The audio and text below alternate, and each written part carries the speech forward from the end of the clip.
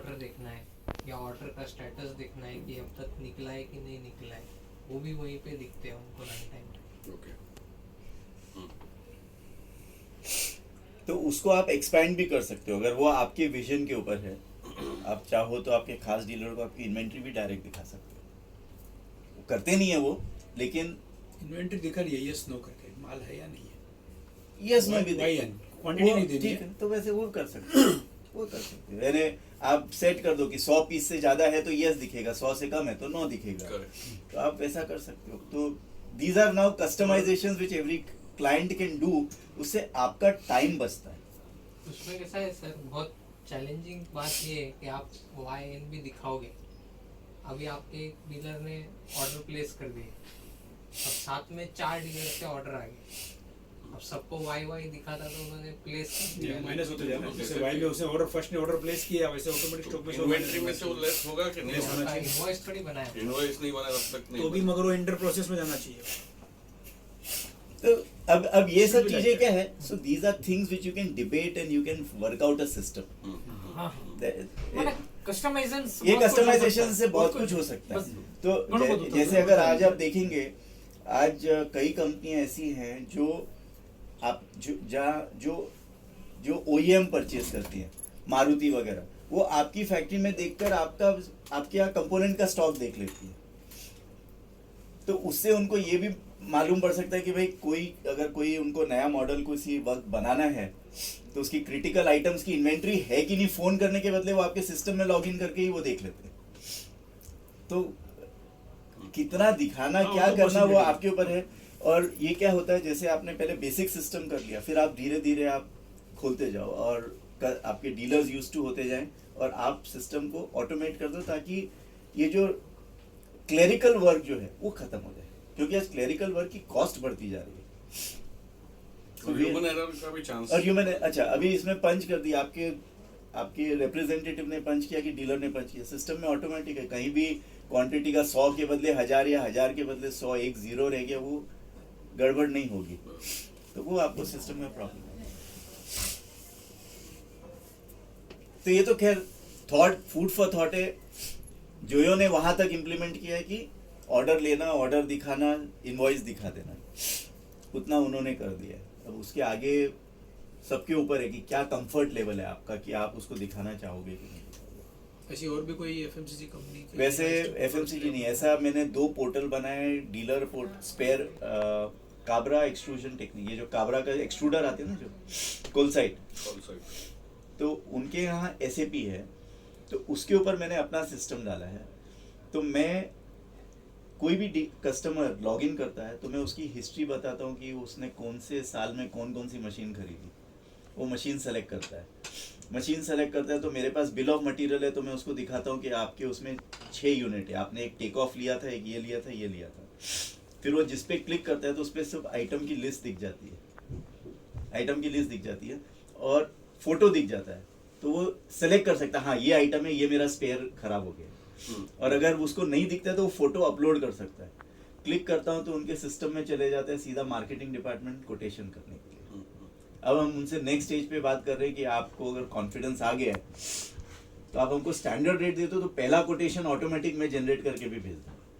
Negotiation वाला तो मैं नहीं कर सकता, कंप्यूटर नहीं कर सकता, Correct. पर जो ऑटोमेटिक है वो मैं आपको भेज दूंगा। क्योंकि आपने एक बॉटल का प्राइस रखा हुआ है 10 रुपये, 10 रुपये का कोटेशन चले गया, फिर अब आपको फोन करेगा, वो कितना अच्छा कस्टमर है, अब आपको 9:30 करना है, 8-9 करना है, वो आप कीजिए, लेकिन 10 रुपये का कोटेशन ऑटोमेटिक।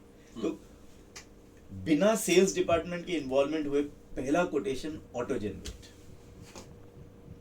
स्टैंडर्ड प्राइस चला जाएगा। एक तो उसको मिल गया, क्योंकि आज क्या होता है, आज आप आपकी मशीन में है, आप स्पेयर पार्ट ऑर्डर करने के लिए आज आपको मेहनत लगती है कि उसको बोलना पड़ता है कि वो उसका गियर बॉक्स के नीचे का स्क्रू का फोटो भेजो। इधर सब स्क्रीन पे दिया, क्लिक कर दिया, क्वांटिटी डाल दिया, आपका काम हो गया।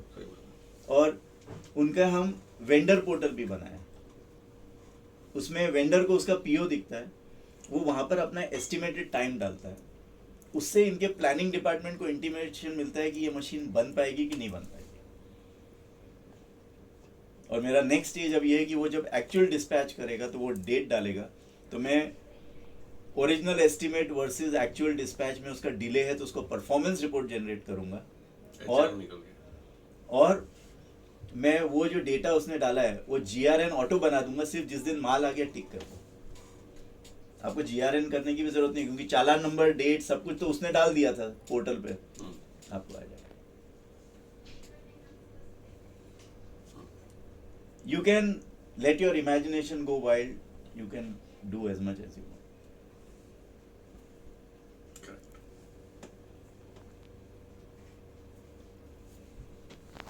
तो इसमें ये भी जैसा आपने बताया पहला कि you will first highlight the products that we are promoting in a particular month or a season.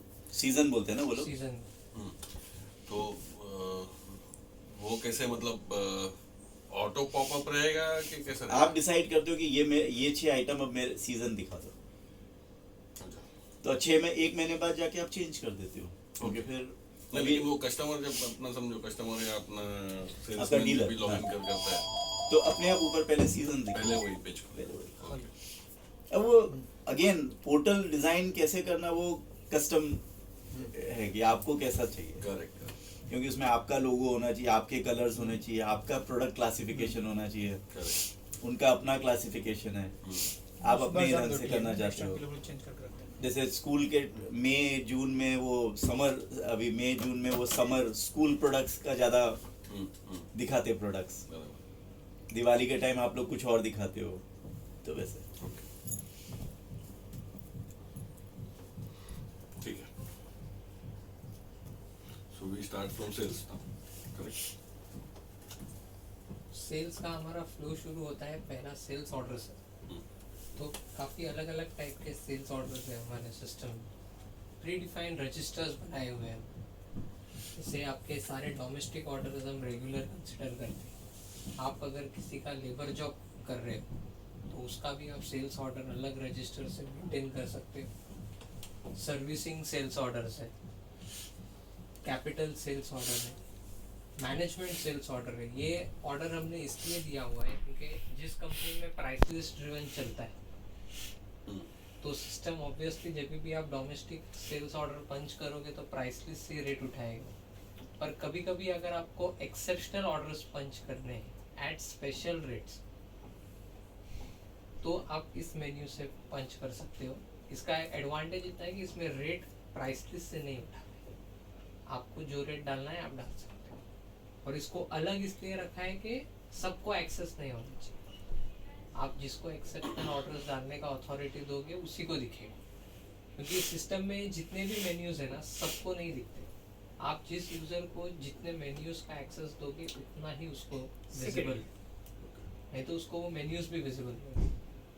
तो क्या होगा, आपके सेल्स मैनेजर को सेल्स ऑर्डर रेगुलर दिखेगा, लेकिन अब आपने कल, मैं आपके पास आ गया, मैं बोला मेरे पास ये 2 लाख का चेक है, मेरे को तो आप दे दो, आज का आज मैं माल उठा के जाता हूँ।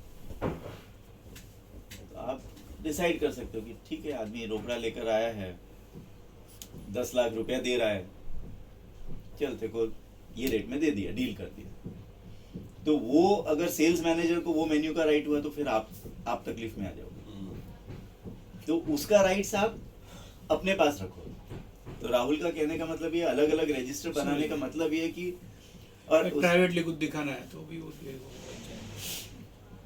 बात में आता है इंटरनल सेल्स ऑर्डर। ये हम इसलिए पंच करते हैं क्योंकि पूरा जो प्रोडक्शन प्लानिंग है वो हम इंटरनल ऑर्डर्स, लेबर जॉब के ऑर्डर्स और एक्सपोर्ट ऑर्डर्स पे चला। उसका रीज़न है बेस ऑफ कस्टमर जिसके खुद के प्रोडक्ट्स हैं। आपको जो कस्टमर से ऑर्डर मिलते हैं वो छोटी छोटी क्वांटिटी के मिलते हैं, हो सकता है फ्रीक्वेंटली मिले, लेकिन उस क्वांटिटी पे आप उन प्लानिंग नहीं कर सकते। जनरली एमटी के केस में आपको प्रोजेक्शंस आ जाते हैं और जीटी के केस में आप महीने के स्टार्ट में डिसाइड कर देते हो हम ये प्रोडक्ट बनाएंगे पूरे महीने में। तो इसलिए हम एक इंटरनल सेल्स ऑर्डर देते हैं कि आप फैक्ट्री के लिए तो एवरीथिंग इज एन ऑर्डर, चाहे वो एचओ से आया हो या किसी कस्टमर से आया। तो फैक्ट्री को आपने एक इंटरनल आईएसओ पंच करके दे दिया कि ये आपका प्रोडक्शन ऑर्डर है महीने। तो इससे हम पूरा मशीन शेड्यूलिंग और सब करते हैं कि आपका कितने मशीन्स पे किस टाइम से किस टाइम तक कौन सा मोल्ड चलेगा, वो सब के लिए। वो अगर आप प्लानिंग मॉड्यूल लोगे तो ये आपको काम आएगा। तो जनरली हम रेकमेंड करते हैं प्लानिंग मॉड्यूल आप सेकेंड फेज में लो। पहले आप सेल्स लो, सेल्स के बेसिस पे ही आपका आप मटेरियल कैलकुलेटर है उसमें, तो आप पूरा कैलकुलेशन कर लो मटेरियल का क्या क्या रिक्वायरमेंट है, तो उसके हिसाब से आप परचेज ऑर्डर्स रिलीज कर दो, आपका प्रोडक्शन कर लो, और इन्वॉइसिंग सिर्फ सेल्स ऑर्डर के बेसिस पे होगा। मशीन शेड्यूलिंग एक कॉम्प्लेक्स टास्क है जिसमें हर कंपनी का अपना अपना खुद का वे होता है, तो ये हमने अभी बनाया है रतन के लिए ना, उनके सिस्टम के हिसाब से हमने रतन डास्टर के हिसाब से बनाया। आपका सिस्टम कैसा होगा क्या होगा, क्योंकि आपके केस में सिर्फ मोल्डिंग नहीं है, आपके केस में ब्रिसलिंग भी आएगा, आपके केस में मॉप फिक्सिंग असेंबली भी आएगा, कुछ आएगा, तो आपको सिर्फ ये मोल्डिंग मशीन के लिए काम आ जाएगा ये वाला पार्ट। और एंड प्लानिंग अगर आप देखोगे, प्लानिंग आपको कोई भी ERP नहीं देती, क्योंकि machine scheduling is a very very complex system, आपको SAP में भी नहीं मिलेगा। तो हमने मोल्डिंग के लिए ये बना रखा है, और वैसे भी आप ISO बना सकते हो, अगर कस्टमर का ऑर्डर नहीं है तो फैक्ट्री थोड़ी ना खाली रखोगे, आप कम से कम अपने फैक्ट्री को बोलो चल तुम ये ऑर्डर बनो, ये हमने ऑर्डर दिया है बना लो। उसके अगेंस्ट इनवॉइसिंग नहीं होता ना सिर्फ ISO के, इनवॉइसिंग में बाकी के सब सेल्स ऑर्डर के अगेंस्ट इनवॉइसिंग होती है, इसके अगेंस्ट इनवॉइसिंग नहीं होती। So this can be also the projection that we are thinking here. This हाँ, month I will be absolutely. promoting these products.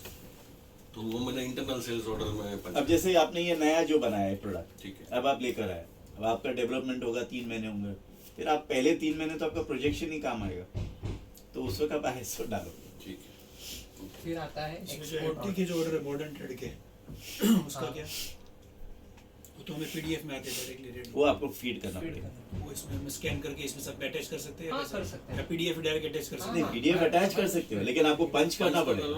System बनाना पड़े अटैच तो आपको सिर्फ, रीडिंग कोई नहीं, सिस्टम मतलब आज उसका भी stock OCR का कैसे है? क्योंकि सबके फॉर्मेट अलग है, आपको कैसे मैपिंग करोगे? वर्ड फाइल बन जाएगी, लेकिन ये डेटा ये फील्ड में, ये डेटा ये फील्ड में, वो नहीं होगा। क्वांटिटी प्लस माइनस उसका फिर वो अलग से कुछ वो अलग से करना पड़ेगा, उसका उनका जो ऑर्डर आया पूरा मैन्युअली डालना पड़ेगा फिर order। उनका या आप अगर एक अभी जैसे ऐसा है, कुछ बड़ी कंपनी ऑटोमोटिव इंडस्ट्री में, उन्होंने तो उनकी तो खैर दादागिरी है एज अ बायर, तो वो तो अपने सब वेंडर को बोलते हैं ये फॉर्मेट में आप बिल डालना एक्सेल फाइल में या EDI फाइल में, हम उसको पंच करके इंपोर्ट कर लेंगे। वो उनके लिए पर तो पर यहाँ आप वो पावर में नहीं हो कि आप नहीं। जाके डीमार्ट या ऐसे PO बिग तो बाजार कुछ को भी बोलो नहीं। कि भाई तू इस फॉर्मेट में मेरे को देना, तो मेरे उसमें इंपोर्ट होगा, वो प्रैक्टिकल बात नहीं। वो उनके फॉर्मेट में ही देंगे, वो जैसे देते वैसे ही देंगे, उनकी मर्जी है, फोन पे भी बोलेंगे, उनकी मर्जी है तो ईमेल में भी भेजेंगे।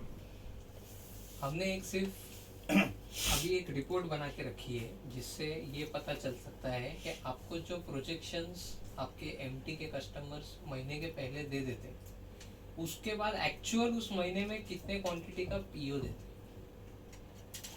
ताकि उन्होंने बोल दिया कि चलो ये 10 प्रोडक्ट आप 20-20 हजार बना के रखो, पर कोई बार होता है कि प्रोजेक्शन तो आ गया लेकिन फिर PO नहीं आया। प्रोजेक्शन में मतलब whether they are leading or projection lagging. Versus order given, कोई बार ऐसा भी होता है, उल्टा भी हो सकता है, उन्होंने प्रोजेक्शन आपको बता दिया कि आप 10,000 PC बनाना, पर एंड मोमेंट पे PO 15,000 का रिलीज करें, आप शॉर्ट सप्लाई करोगे तो भी वो आप पे ही परसेंटेजेस काटते, तो वो भी एक रिपोर्ट मिल सकती है।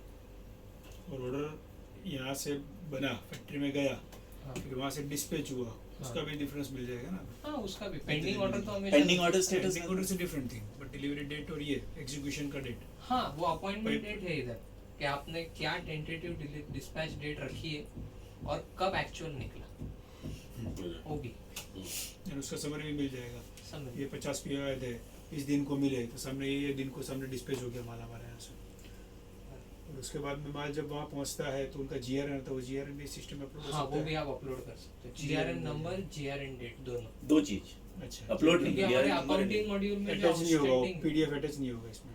PDF अटैच नहीं, GRN नंबर, पर आप कर सकते हो, एक मिनट कर सकते हैं अपन, जो इनवॉइस में जो अपन ने अटैचमेंट दिया है ना, तो वो GRN वो इनवॉइस के अगेंस्ट अटैच कर कर सकते हैं। सकते हो। कर सकते अभी हाँ। किसी ने मांगा नहीं था, That's okay, हम लोग हमने तो regular- GRN number, GRN date का तो लोग ने बोला है कि हमको चाहिए होता है, क्योंकि हमारे अकाउंटिंग पैकेज में जो आउटस्टैंडिंग है वो आपके पास ऑप्शन है पार्टी क्रिएट करने के टाइम पे कि इसकी आउटस्टैंडिंग इनवॉइस डेट से पकड़ने की या जीआरएन डेट से पकड़ने की। तो उसके लिए हम GRN number GRN date input कर रहे हैं। अब आपके डीलर्स को जनरली बोलोगे कि मेरी इनवॉइस के 30 दिन बाद इनवॉइस देना। डेट इनको जीआरएन इनको जीआरएन पकड़ना वैसे ही। पड़ता है क्योंकि वो तो दादागिरी से बोलते हैं हमारे यहाँ हाँ। जिस दिन आया उस दिन से हम Yes, गिनेंगे। yes, correct. तो वो उधर आपको चॉइस नहीं है।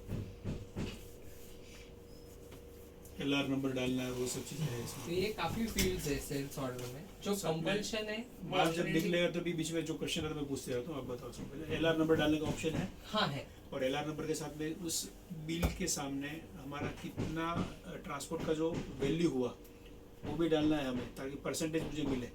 ये माल गया उसके सामने इतना परसेंटेज में एक्सपेंस हुआ उसका, और लास्ट में at the end of the month और ईयर पार्टी वाइज उसका समरी भी, एवरेज कितना परसेंटेज ट्रांसपोर्ट एक्सपेंस हुआ।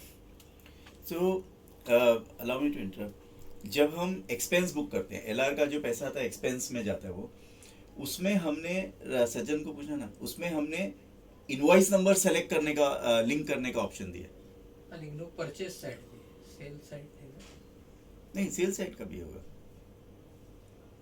पूछना। पूछ लेते। यानी राहुल मेनली फोकस करते हैं प्रोडक्शन पे, सज्जन फोकस करते हैं अकाउंट्स पे। तो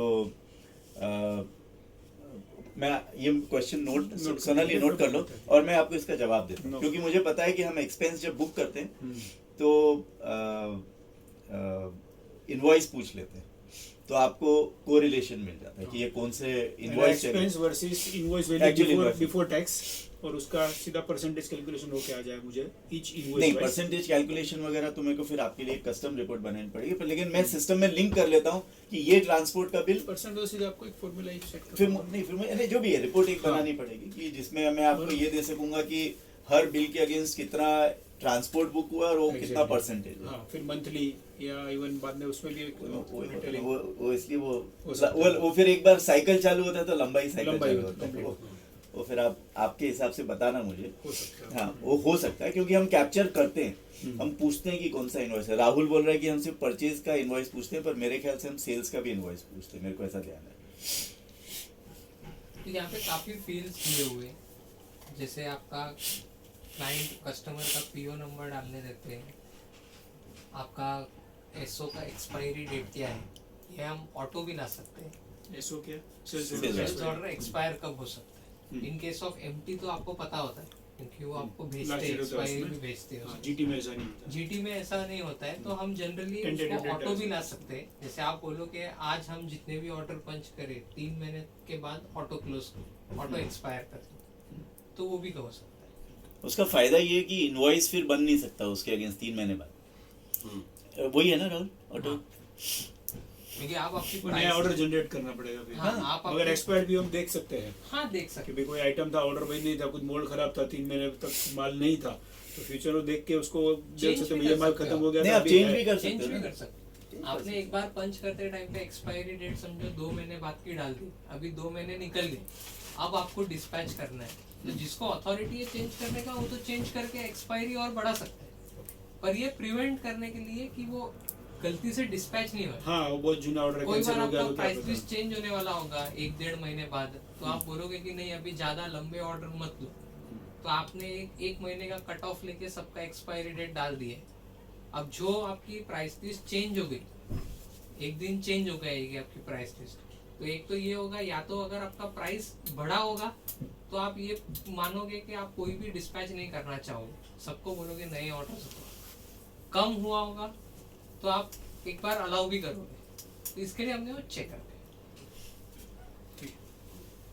और वैसे भी 6 महीने बाद आपने माल भेजा तो पार्टी को राइट है, बोलेगा 6 महीने बाद मैं नहीं लेता माल वापस ले, तो इसलिए हाँ, रिकन्फर्म किए बिना भेज ही नहीं सकते। भेज नहीं सकते, इसलिए वो कॉन्सेप्ट डाला है एक्सपायरी डेट।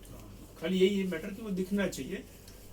कभी कोई प्रोडक्ट नहीं है, कुछ खराब है मोल्ड, और बाद में 3 महीने बाद भी ऐसा मालूम पड़ेगा मैं इसका ऑर्डर था, अभी देख लो, और अभी उसको पूछ के वापस रिकन्फर्म करके ऑर्डर एग्जीक्यूट करो, जिस तरह शुभ प्रश्न थे। इनकम्प्लीट ऑर्डर की रिपोर्ट है कि पेंडिंग पेंडिंग ऑर्डर? ऑर्डर में दिखता है। हाँ, એટલે whatever it may be, એટલે મહિના 2 મહિના પછી આપણે જોઈ શકીએ આ PO માં pending पेंडिंग છે। ऑर्डर में आपको हमेशा दिखेगा जब तक आप क्लोज नहीं करोगे, क्योंकि आप जैसे ही पार्टी से फॉलो अप करते हो, उसने बोल दिया कि नहीं अभी नहीं चाहिए, तो आप उसको क्लोज कर दीजिए ऑर्डर को, तो पेंडिंग में से भी निकल निकलना जाएगा, जरूरी है उस टाइम वो क्लोज्ड की रिपोर्ट में दिखेगा फिर। ओके, ठीक है।